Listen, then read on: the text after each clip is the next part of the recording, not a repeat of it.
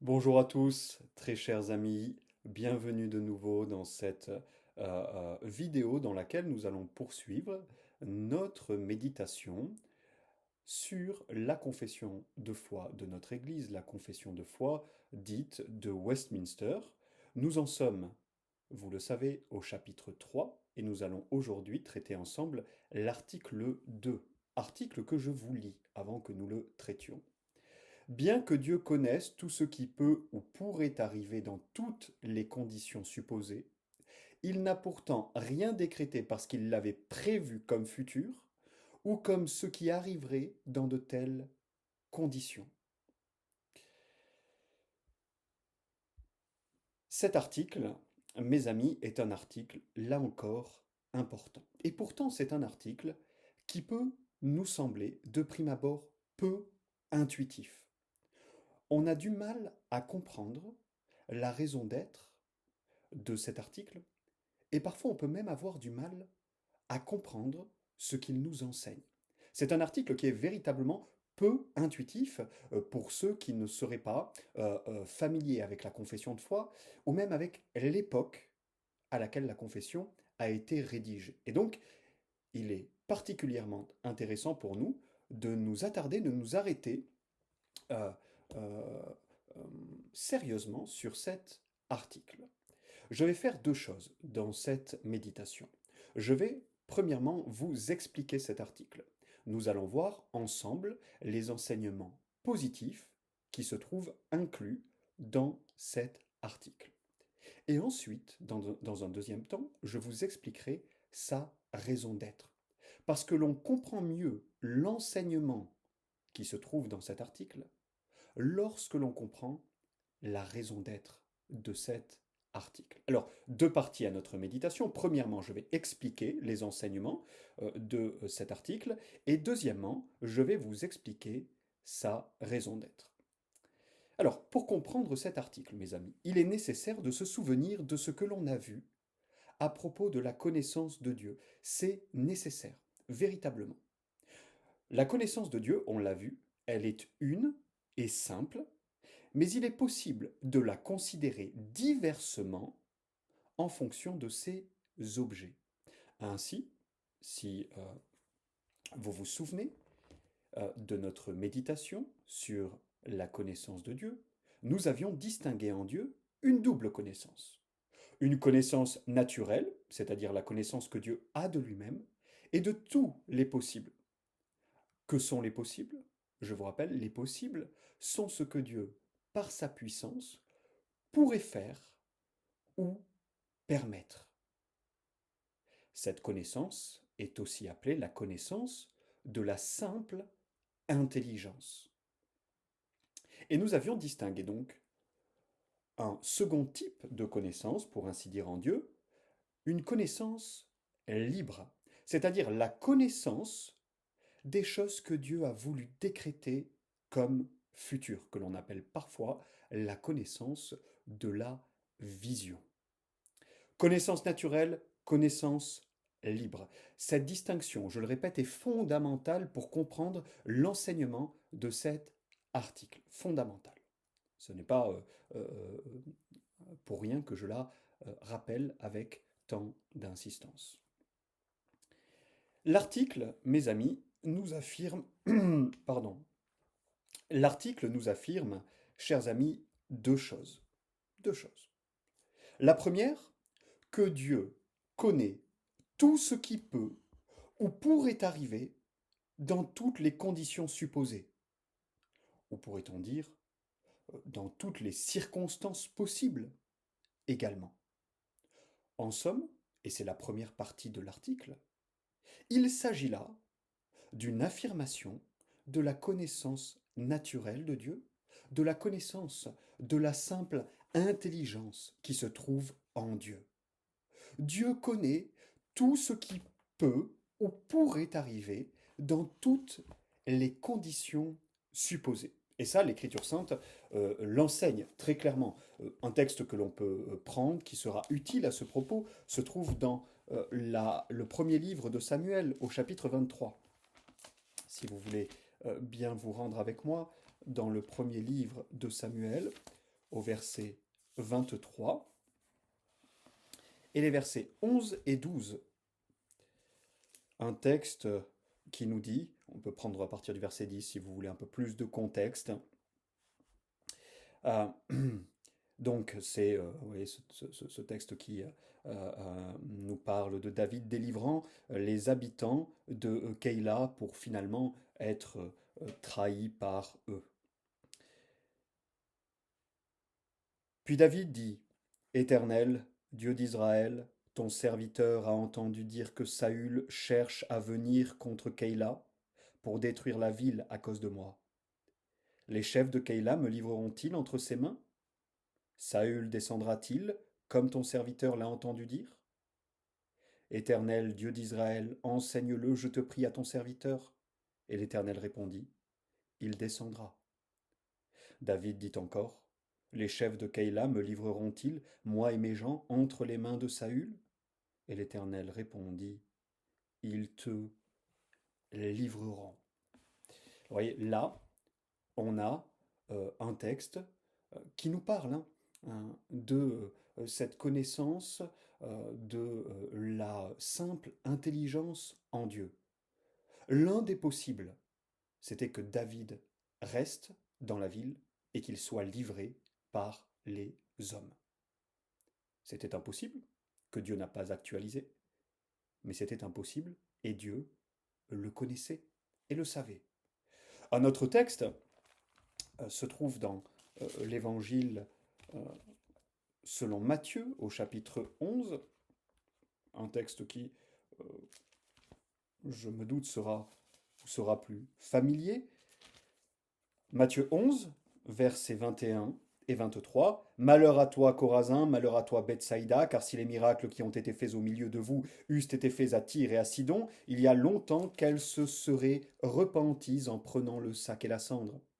Verset 23. Et toi, Capernaum, qui a été élevé jusqu'au ciel, tu seras abaissé jusqu'en enfer, car si les miracles qui ont été faits au milieu de toi eussent été faits à Sodome, elles subsisteraient encore aujourd'hui. Vous voyez, l'un des possibles ici, c'était que Tyr et Sidon, que Sodome et Gomorrhe se repentent en présence du Seigneur Jésus-Christ et de son ministère. C'était impossible. Ces choses étaient des possibles que Dieu n'a pas voulu décréter. Mais Dieu connaît ces possibles par la connaissance de la simple intelligence. Alors c'est la première chose que nous dit cet article. C'est un rappel de la connaissance naturelle, de la connaissance de la simple intelligence de Dieu. Dieu connaît tout ce qui peut ou pourrait arriver dans toutes les conditions supposées. Mais l'article a une seconde partie. Et nous allons maintenant nous y intéresser.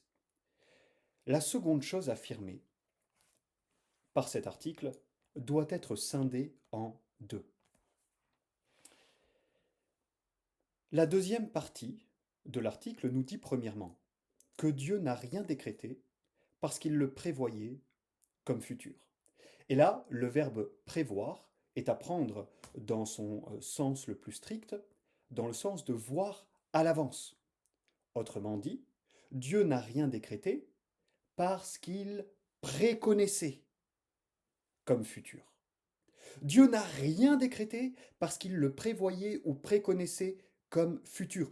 Au contraire, il prévoit et il préconnaît comme futur ce qu'il a décrété. En dehors du décret, il n'y a rien de futur, il n'y a que des possibles. Dieu prévoit, préconnaît comme futur ce qu'il a décrété, pas l'inverse. Pas l'inverse. Le décret est le fondement de la préconnaissance de Dieu. Parce qu'en dehors du décret, vous n'avez que des possibles. Vous n'avez pas de futur. Dieu n'a rien décrété comme futur parce qu'il le préconnaissait. C'est la première chose qu'affirme la deuxième partie de l'article. Et la deuxième chose qu'affirme cette deuxième partie, c'est que Dieu n'a rien décrété qui dépende d'une condition prévue ou préconnue qui soit extérieure à son décret. Alors ça, c'est important. Au contraire, le décret établit toutes choses ainsi que leurs conditions. Prenons un exemple. La foi est en un sens la condition du salut. Mais quand Dieu décrète d'accorder le salut à un élu, il décrète aussi de lui accorder la foi. L'un et l'autre sont décrétés. La condition ne se trouve pas hors du décret, étrangère, extérieure au décret.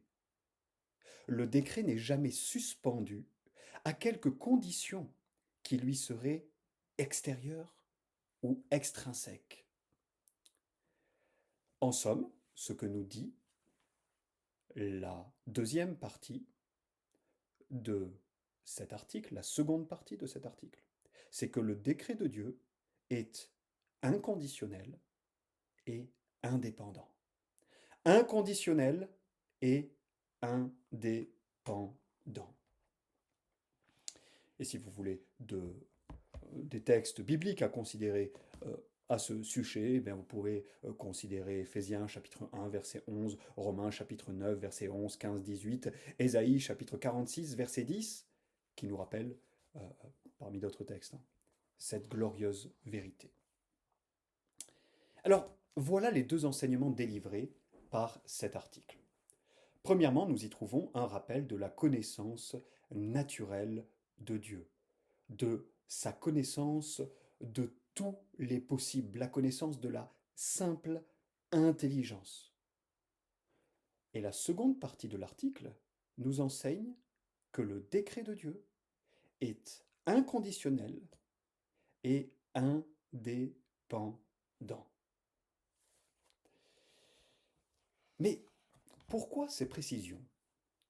Et nous en arrivons donc à la deuxième partie de notre méditation aujourd'hui. Pourquoi ces précisions? Pourquoi un article consacré à ces vérités?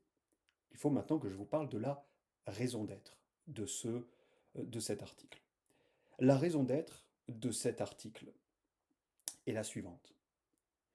Il s'agit d'un démenti. Le démenti d'une fausse doctrine imaginée par deux jésuites, euh, Fonseca et Molina, au XVIe siècle, et une fausse doctrine reprise ensuite au XVIIe siècle par les arminiens. Cette fausse doctrine s'appelle la connaissance moyenne. La connaissance moyenne. Cet article est un démenti, une réfutation en règle de la connaissance moyenne.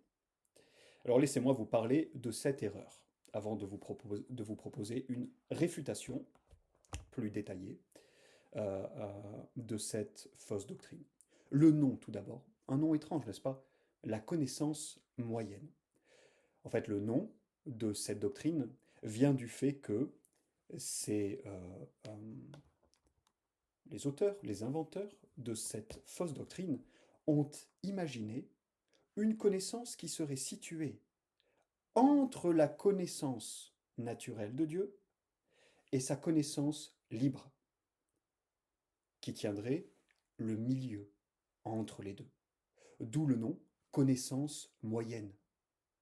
La connaissance qui se trouve au milieu, entre la connaissance naturelle et la connaissance libre. Voilà pour le nom de cette fausse doctrine. Le but maintenant de cette fausse doctrine. Le but est simple, exalter le libre arbitre de l'homme et le soustraire au décret de Dieu. Le but, c'est celui-ci, exalter le libre arbitre de l'homme pour le soustraire au décret de Dieu. Alors, quelle est la prétention de cette doctrine? La prétention est la suivante. Alors, j'ai bien conscience que là, la méditation va devenir un peu technique. Il est possible que parmi vous qui écoutiez cette méditation, il est possible que pour certains d'entre vous, ce que je m'apprête à dire maintenant soit un peu nébuleux, difficile à comprendre. Si tel est le cas, et c'est pas anormal, hein, parce qu'on va voir que cette doctrine est vraiment tirée par les cheveux. Euh, Sachez qu'en ayant compris l'enseignement positif, hein, de cet article, alors vous avez le plus important, la substance de cette méditation.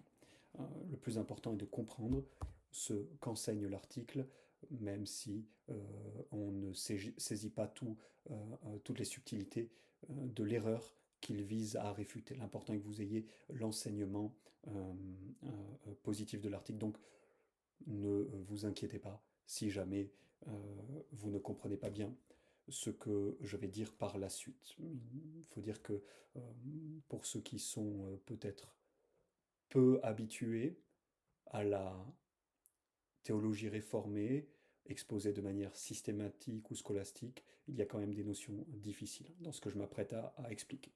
Enfin, je ne veux pas vous décourager, il n'y a non plus rien d'impossible à comprendre, hein. Alors, la prétention de cette doctrine. La prétention est la suivante. Entre les possibles et les futurs, il y aurait un troisième type de connaissance. La connaissance des futurs conditionnels ou hypothétiques. Ces futurs conditionnels ou hypothétiques, dans l'idée de ceux qui tiennent cette fausse doctrine, ce sont les actes libres des créatures raisonnables. Alors, ce sont des futurs, donc ils n'appartiennent pas à la connaissance de la simple intelligence, parce que la connaissance de la simple intelligence s'occupe des possibles, pas des futurs, mais ce sont des futurs conditionnels ou hypothétiques.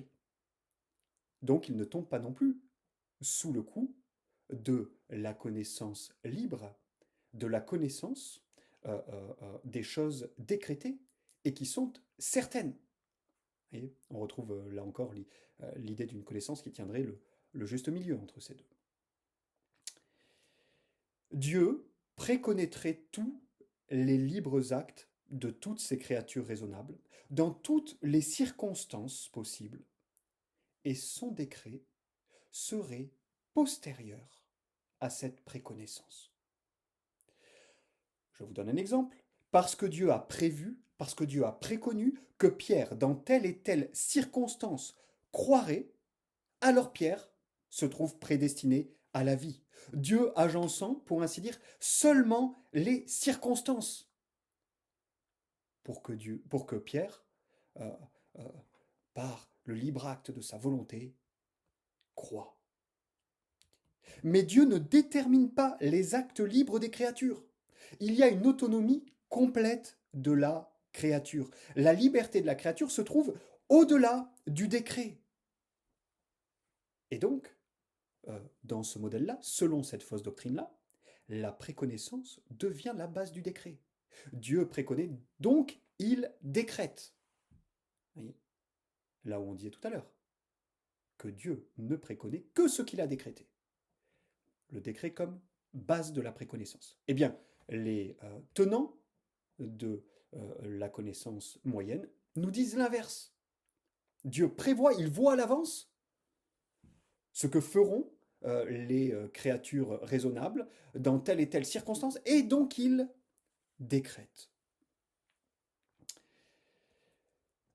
Voilà donc pour la prétention de cette doctrine. Alors je voudrais maintenant consacrer la dernière partie de cette vidéo à la réfutation de cette fausse doctrine.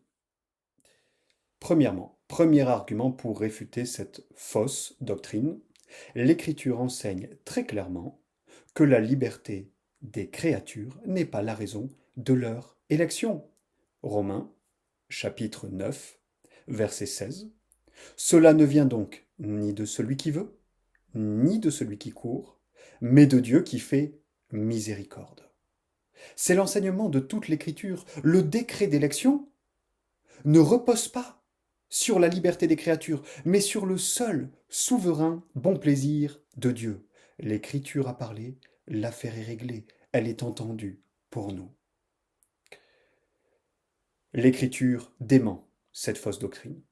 C'est notre premier argument et il est décisif. Le deuxième, argument que je vous propose, c'est de voir à quel point, en réalité, cette catégorie d'une connaissance moyenne est hautement artificielle et ad hoc. Elle est profondément inutile, parce que quand on y pense, les actes libres des créatures, peu importe ce qu'en disent les tenants de la connaissance moyenne, ces actes libres, ils sont soit possibles, soit futurs. S'ils sont possibles, ils appartiennent à la connaissance naturelle. S'ils sont futurs, ils appartiennent à la connaissance libre de Dieu. Et alors les tenants de cette doctrine objecteront certainement, non mais vous n'avez pas compris. Nous on dit précisément que ces actes libres sont euh, conditionnellement futurs. Ils sont des futurs conditionnels. Mais cela ne change rien à l'affaire. Et le génial Turétin de répondre la condition de ces futurs, à nouveau, elle est soit possible, soit future. Si cette condition est possible, elle appartient à la connaissance naturelle. Si elle est future, elle appartient à la connaissance libre de Dieu. Vous voyez? Et on ne peut pas sortir de cette tenaille logique. Vous voyez? C'est une catégorie artificielle qui fut inventée seulement pour exalter le libre arbitre de l'homme et le soustraire au décret. Non seulement elle n'est pas dans l'écriture, mais en plus elle est profondément inutile. Vous voyez? Tout est artificiel, du début à la fin, dans cette invention. Troisième argument pour réfuter cette doctrine, et c'est là que nous percevons à quel point cette doctrine est un levain duquel il faut se garder. C'est que cette doctrine rend Dieu dépendant de sa créature, dépendant de sa créature pour connaître. Dépendant de sa créature pour connaître. La liberté de la créature est supposée être autonome. Voyez? Dieu apprendrait en regardant aux futurs hypothétiques actes des libres créatures. Mais Dieu n'est pas seulement dépendant de sa créature pour connaître, il l'est aussi pour faire. Puisqu'on l'a dit, cette préconnaissance est la base du décret et de ce que Dieu va faire ensuite. Dieu est dépendant de sa créature, selon cet enseignement. Alors, c'est bien là une preuve supplémentaire qu'il faut rejeter cet enseignement à tout prix. Et enfin, le quatrième et le dernier argument que je vous propose pour réfuter cette fausse doctrine est le suivant. Cette doctrine semble conduire à une impasse insoluble. Et ce pour deux raisons. La première, c'est que la liberté qu'ils défendent est telle que Dieu ne pourrait pas agir dessus. C'est ce qu'ils affirment. La liberté est à ce point radicalement libre que Dieu ne peut pas agir dessus. Mais dès lors, nous nous posons la question, Dieu peut-il seulement la connaître? Cette liberté est radicalement contingente. Même pour Dieu, est-il possible de connaître avec certitude quelque chose de radicalement contingent? Moi, je ne le pense pas. Je ne le crois pas. Et pourtant, en Dieu, il n'y a pas d'incertitude. Et rien n'est contingent pour lui. Oui, mais Dieu a une connaissance infinie. Oui, mes amis, peut-être. Mais ça n'ôte pas la difficulté. Parce qu'une connaissance même infinie ne peut embrasser que ce qui est connaissable. Le radicalement contingent n'est pas connaissable, jusqu'à preuve du contraire. Et d'ailleurs, les Sociniens, ces hérétiques notoires, ont pris la doctrine de la connaissance moyenne et ils l'ont amenée jusqu'à sa conclusion la plus correcte, la plus aboutie, finale, en niant que Dieu puisse connaître les libres actes des créatures. Mais c'est là où conduit cette doctrine. C'est là où elle conduit. Alors vous voyez, c'est la première impasse insoluble dans laquelle conduit cette doctrine. Et la seconde est la suivante. Si les conditions ou les circonstances suffisent à donner une connaissance certaine de ses actes, Dieu, sachant que dans telle et telle circonstance, tel et tel homme librement fera ceci ou cela. Si les conditions, les circonstances suffisent à donner une connaissance certaine de ses actes, alors mes amis, le problème qu'on a, c'est que ces actes ne sont plus libres du tout. Ils ne sont plus libres du tout. Parce qu'un acte libre ne peut jamais être le résultat infaillible d'influences extérieures. C'est pas possible. Alors vous voyez, c'est avec ça que nous laisse cette doctrine.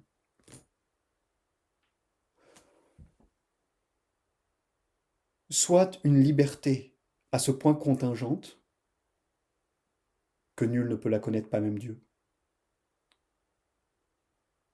Ou alors une liberté qui finalement n'en est pas une, parce qu'elle n'est jamais qu'une euh, conséquence, un résultat d'une combinaison de facteurs.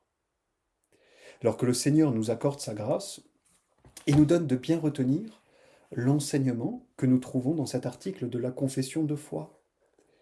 Le décret de Dieu est indépendant et inconditionnel. Et nous rejetons avec force et vigueur la fausse doctrine de la connaissance moyenne. Loué soit Dieu de ce qu'il est si grand, de ce que sa connaissance est infinie, ce qu'il a une connaissance parfaite de lui-même, de tous les possibles, et de ce qu'il est celui qui a décrété toutes choses selon le souverain plaisir de sa bonne et sainte volonté, sans que son décret ne dépende d'une quelconque préconnaissance, sans que son, décret ne soit suspendu à quelques conditions. Voilà, que le Seigneur nous accorde sa grâce et nous nous retrouverons bientôt, si Dieu le permet, pour poursuivre notre série de méditations. Que le Seigneur vous bénisse. Et nous pouvons rendre grâce de ce que nous avons une si belle confession de foi qui tient ensemble ces diverses vérités qui font la doctrine du décret de Dieu, qui nous sont enseignées par la parole de Dieu et qu'il ne faut jamais, jamais séparer. Dieu est, à part son décret, ordonné tout ce qui arrive, mais de telle sorte cependant qu'il n'est pas l'auteur du péché, qu'aucune violence n'est faite à la volonté des créatures, et que la liberté ou la contingence des causes secondes n'est pas ôtée, mais bien plutôt établie. Voilà, si le Seigneur le permet, nous nous retrouverons dans une prochaine vidéo pour méditer ensemble sur l'article 2. Que la grâce et la paix du Seigneur Jésus-Christ soient avec vous tous.